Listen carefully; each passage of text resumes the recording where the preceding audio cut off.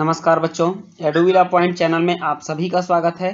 और आज हम करने जा रहे हैं कक्षा 9 के हिंदी की वर्कशीट नंबर 40। प्यारे बच्चों, लहासा की ओर पाठ के अंतिम अंश को पढ़कर समझें और नीचे दिए गए प्रश्नों के उत्तर दें। तो चलिए, ये लास्ट अंक है, इसको पढ़ते हैं। तिब्बत की जमीन बहुत अधिक छोटे बड़े जागीरदारों में बटी है। इन जागीरों का बहुत बड़ा हिस्सा मठों और बिहारों के हाथ में है। आप समझते हैं मठ और बिहार किसको कहते हैं? जहां बौद्ध धर्म से संबंधित कुछ संस्थाएं हैं जिनमें बौद्ध भिक्षु रहते हैं, उन हिस्सों को बिहार कहते हैं। और हमारे देश में बिहार नाम का जो एक राज्य है, उसका नाम भी इन्हीं बिहारों के आधार पर पड़ा है। तो तिब्बत में भी इस तरह के बहुत से बिहार हैं जो मठ हैं और उनको बिहार कहा जाता है। अपनी अपनी जागीर के हर एक जागीरदार कुछ खेती खुद भी कराता है। वहाँ जो जमीनें हैं वह मठों के हाथ में हैं और वो छोटे छोटे जागीरों में बटी हुई हैं, जागीरदारों में। और उसके जो जागीरदार हैं वह अपनी खेती कुछ कराते हैं, जिसके लिए मजदूर बेगार में मिल जाते हैं। बेगार का मतलब होता है बिना मजदूरी दिए हुए जो मजदूर मिलते हैं उसको बेगार बोलते हैं। खेती का इंतजाम देखने के लिए वहाँ कोई भिक्षु भेजा जाता है, जो जागीर के आदमियों के लिए राजा से कम नहीं होता। सेकर के खेती किए मुखिया भिक्षु, इनका नाम नमसे है, बड़े भद्र पुरुष थे। वह बहुत प्रेम से मिले। हालांकि उस वक्त वेश ऐसा नहीं था कि उन्हें कुछ भी ख्याल करना चाहिए था। यहाँ एक अच्छा मंदिर था जिसमें कंजूर कहा जाता है। बुद्ध वचन के अनुवाद की हस्तलिखित पुस्तकें थी। कंजूर की हस्तलिखित 103 पोथियां रखी हुई थी। पोथियां मतलब पुस्तक होता है। मेरा आसन भी वहीं लगा। आसन मतलब बैठने का स्थान। वह बड़े मोटे कागज पर अच्छे अक्षरों में लिखी हुई थी। एक एक पोथी 15-15 सेर से कम नहीं होगी। सेर होता है पहले का वजन का पैमाना था, जो 1 किलो से थोड़ा ही कम होता था, तो वह सेर होता था। तो मतलब कि 15 सेर से कम एक पोथी का वजन उस समय नहीं होगा, इतनी मोटी पोथियां थी।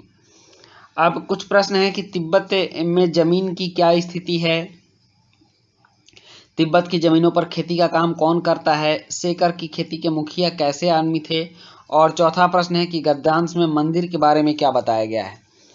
और पांचवा और छठा 2 प्रश्न है, दोनों के मिसप्रिंट हुआ है, यहाँ 6 होना चाहिए।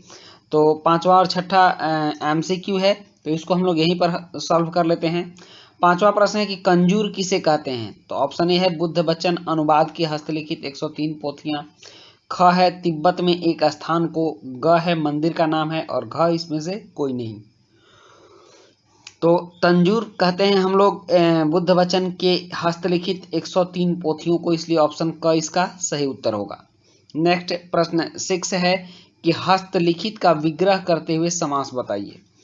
तो हस्तलिखित का विग्रह, इसमें भी ऑप्शन 4 ऑप्शन दिया गया कि हाथ से लिखी हुई और तत्सम पुरुष समास, हाथ से लिखी हुई तत्पुरुष समास,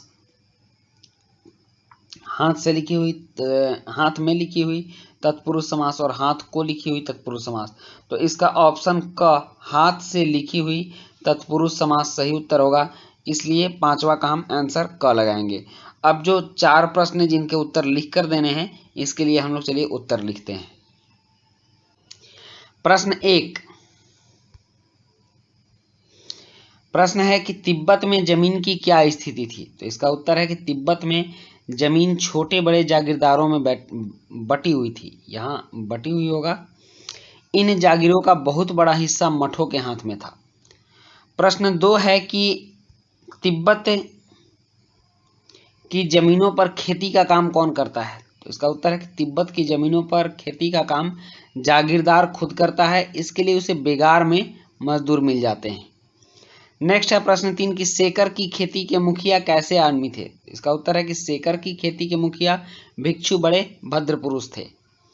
उसके बाद चौथा प्रश्न है कि गद्यांश के मंदिर के बारे में क्या बताया गया है। उत्तर है कि इलाके में एक अच्छा मंदिर था जिसमें कंजूर बुद्ध वचन अनुवाद की हस्तलिखित 103 पुस्तकें रखी हुई थी। तो बच्चों, ये थी आपकी आज की वर्कशीट, और आज की वर्कशीट कंप्लीट होती है। वीडियो अच्छी लगी हो तो लाइक सब्सक्राइब कमेंट जरूर कीजिएगा। मिलते हैं नेक्स्ट वीडियो में। Thank you.